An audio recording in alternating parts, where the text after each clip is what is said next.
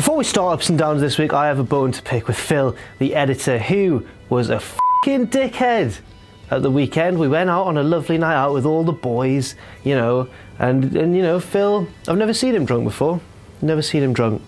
And what Phil decided to do was, when he had a few beers, he thought it'd be funny to f***ing come up to me in the middle of the nightclub and mess my hair up. And it was funny the first 7 or 8 times, but once we got into the high 20s, I was getting a little bit annoyed.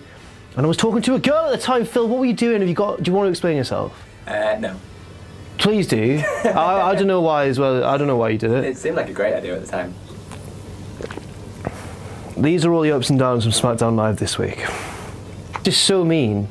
It's like you don't seem to know or seem to care what your heart is for. You're such a bad person. You're so heartless.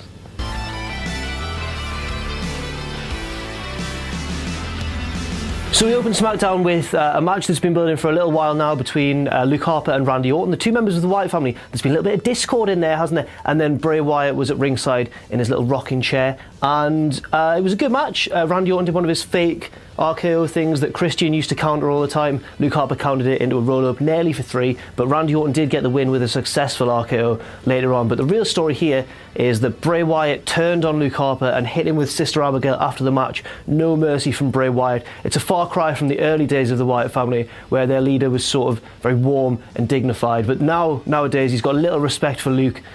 He seemed to be helping him up at first, drilled him with Sister Abigail, and Bray and Randy are now, it looks like, a duo, I guess. This could lead to a face turn for Luke Harper, and I'd be very excited about that indeed. This segment gets an up.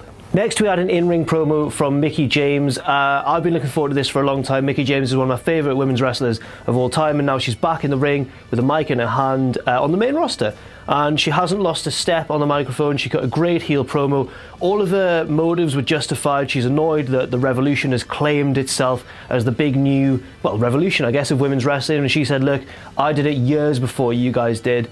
And she defended Alexa, because Alexa Bliss is the only one who, well, she said she's the only one who remembered all of her title reigns and remembered everything about her. And to me, and I don't know if everyone picked up on this, but to me it seemed quite obvious that this was like a little hint that Alexa could become a little bit psycho and a little bit obsessed with Mickie James, just as Mickie became obsessed with Trish all those years ago, about a decade ago now actually.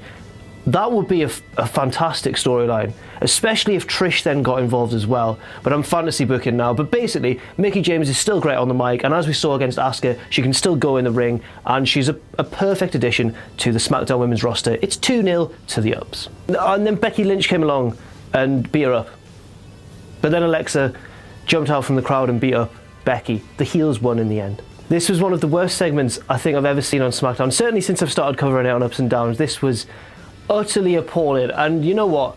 Similarities have been pointed out between myself and James Ellsworth. We're both jobbers and all that, except I've never, ever, you know, undergone wrestling training. He's far better than me in that respect, obviously. But, and I don't think I'm the best actor, but James, your acting is, oh mate, he was rushing every line.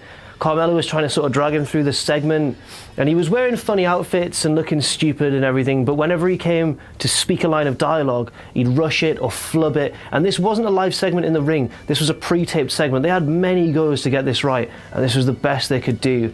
James, I thought, I was on the Ellsworth hype train at the very start. I was like, you could have been the man that I adored, but now he's not the man that I adored at all. He's pretty shit, really.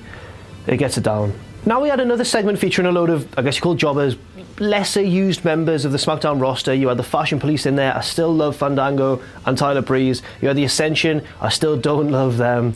You had Heath Slater and Rhino. I do love them very much. And you had, you know, Mojo Rawley. All these guys fighting for a spot in the Royal Rumble in an over-the-top battle royal. And it was good. There was something on the line that meant something. And obviously it was a very quick match and people were getting chucked out left, right and centre. And it wasn't the best in terms of pure wrestling, but it was simple, good storytelling. It had something on the line that everyone valued, a Royal Rumble spot. It had the heels teaming up to, you know, isolate the babyface later on. And then Mojo Rawley eliminated both members of the Fashion Police by using bravery and heart and trickery and cunning. There's just so many things. And Mojo Rawley, I think, deserves to be in the Royal Rumble. That's a controversial one. I know he's not got a lot of fans, but he was good here. This is probably the best I've ever seen Mojo Rawley in terms of getting the crowd behind him. So this gets an up. I don't know how long he's going to last in the Rumble. I'd wager less than a minute. But this gets enough anyway. Now, I agonised for quite a long time about whether to give this segment between AJ Styles and John Cena an up or a down, and it was so difficult because on the mic, both guys are utter dynamite. They're two of the best in the world at cutting a promo, and obviously that side of things was really good. It would have been an up on any other week, as it has been in the past few weeks, but the content of this promo, it broke that, you know, that rule, you can't bury your opponent, because then if you beat them, what, what's the deal, you know? Yeah, Cena was very condescending towards Styles here, and a little bit heelish, the big bloody tease. John, please turn heel. But seriously, John was quite heelish here, and said things like, I went straight to WWE because I didn't need to spend time in the Indies. That's a lie, I think he spent a little bit of time in the Indies, but you get his point. He also said that AJ was just a guy with a belt. Like, these sort of comments really lower the prestige of the guy that you're fighting. AJ Styles said the same about John Cena. He said he was like a nothing wrestler. It works both ways. I just think it was such a good promo in terms of delivery, but such a bad promo in terms of the content. And nothing's right. I'm torn. I don't know what to do. I'm gonna give it a between, if you can do a no score. I hope that was good. Next up, we had the shortest match of the night, comfortably the shortest match of the night, between Kalisto and Dolph Ziggler. It lasted less than a minute. Kalisto went for a big springboard. Dolph Ziggler hit a super kick into it. Well, super kick into his chin and pinned him. And I guess you can buy that as the sort of move that would end a match instantly. But Kalisto doesn't deserve to be buried so quickly. But it does get Ziggler over, I guess, as a, you know, a bad man. He's a heel now, of course. John Cena's a bad man. Dolph Ziggler's a bad man because he is a heel. And then while Kalisto was lying there, Apollo Crews ran out to save him from an assault with a chair, but he was a little late. Kalisto was already lying there, bound and broken on the floor, so I don't know like what he was trying to achieve. But anyway, Ziggler sort of ran away. Looks like the big, mean new heel on the scene. And Apollo and Kalisto could be an adorable kind of buddy cop duo, but this didn't really do anything for me. It was all a bit flat, and it doesn't yet give anything for Kalisto and Apollo to get their teeth into, but I do have faith. For now it's down, but it does have potential. Now, we had a very disjointed segment, the sort of thing that happens when two feuds are kind of just mashed into each other. Not smoothly transitioned, kind of, in this instance, more just mashed together. Yes, in revenge for her cruel words last week, Nikki Bella attacked Natalya on her way to the ring and was like, Natalya, stop saying stuff about husband or fiance or whatever. She's from Yorkshire, I'm carrying that on. And that meant that Naomi had nobody to face last night, because she was scheduled to face Natalya. She said, look, I'm not going to just stand here and waste my time. I want someone to come out and challenge me. And then Alexa Bliss came out, feigned going in there for the match, and then said, no, I'm not having any of that at all. And to me, it was okay. Alexa looked like a bit more of a heel, and she keeps looking strong as the women's champion. But at the same time, none of these feuds are being treated as seriously as the other ones on the roster. And that's summed up by the way that after this show, it was announced that there will be a 6-person tag match at the Rumble between the team of Mickey, Alexa, and Natalya, and the team of Becky, Nikki, and Naomi.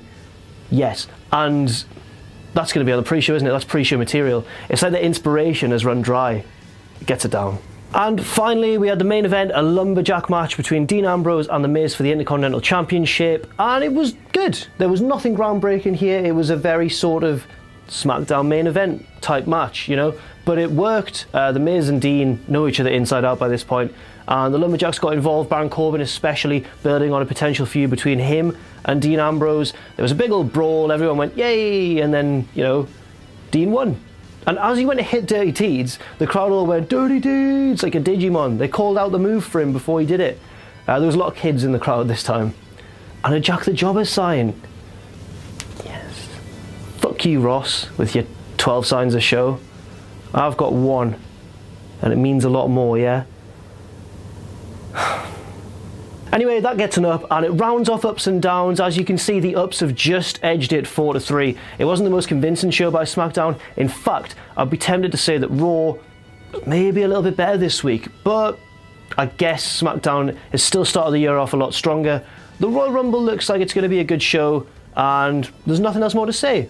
Thanks for watching. I've been Jack from WhatCulture.com. You can follow me on Twitter at Jack_the_jobber. Don't follow Phil. As I said in the intro, he pulled my hair on a night out. Or didn't pull it, he messed it up. I don't know what he was thinking. Don't follow him, but we will see you soon.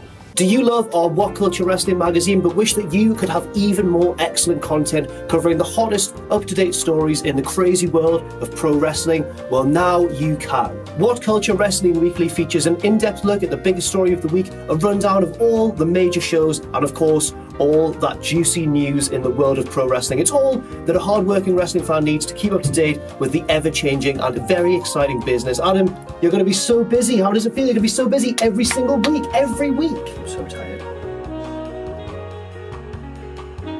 Head over to shop.whatculture.com for all the details and pre-order the next edition soon. Well, now, not soon, now.